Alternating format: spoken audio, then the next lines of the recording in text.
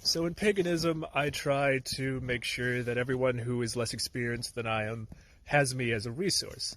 Recently, someone came up to me in real life, and a conversation started about it, and we ended up talking, about protection, and they said something along the lines of, "Oh, I don't need protection because it's all about intent," and they seem to be basing this off of an oversimplification of what they've read about chaos magic. Now, while yes, magic is a great deal of intent, you still need to protect yourself. You can intend to put yourself out there for a good spirit and still have a malevolent spirit take a hold of that. Now, there's many ways to protect yourself. A lot of people use crystals that specifically dispel negative energies. I know a lot of people who draw circles with Athamace. If you do this, you draw the circle clockwise, and when you're done, counterclockwise. I just want to make hope that everyone is protected. Thank you for watching. Be safe, do your research.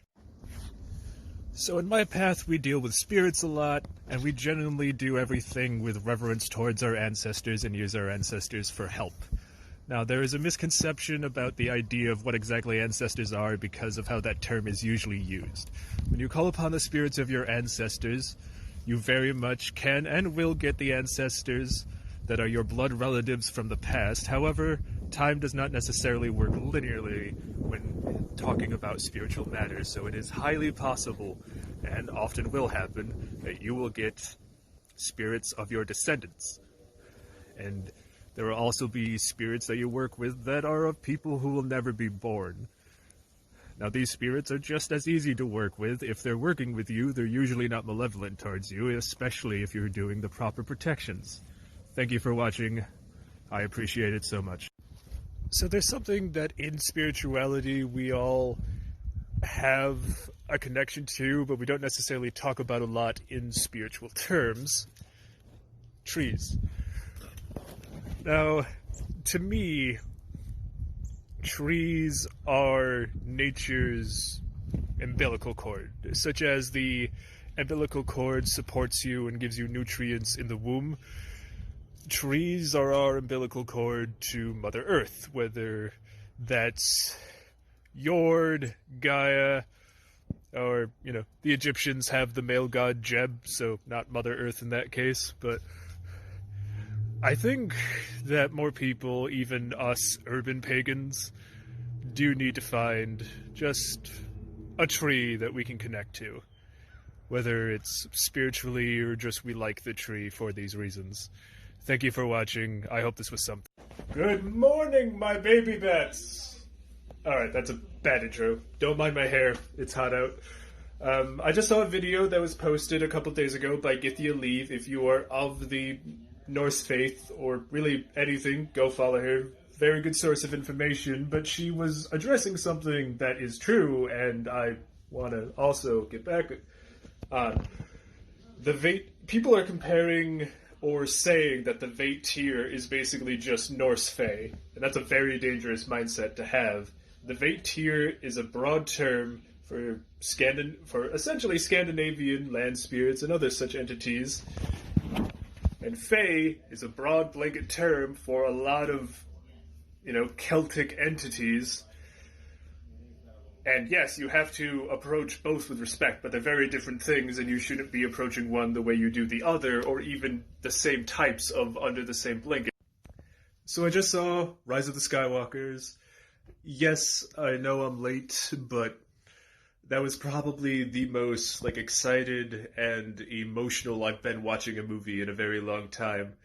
But parts of it were very interesting, especially coming from a path and tradition that does ancestor worship.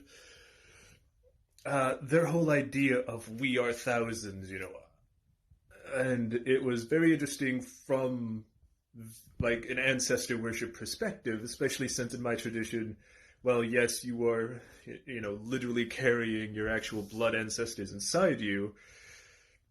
That isn't just blood ancestors, belonging to an order. Their spirits are also put up in that. Adopted family is also a very popular thing of those are still your ancestors. But yeah, it was interesting to think about from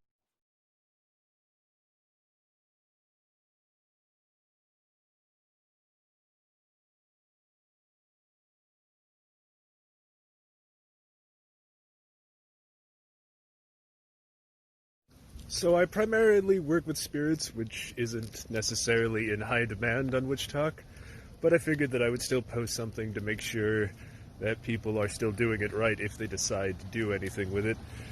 Now, it's going to be different depending on the kind of spirit that you choose, but for example, I work with, for the most part, individual animal spirits, which is quite literally, there's a deer over there, when that passes, there is a chance that I will work with that spirit.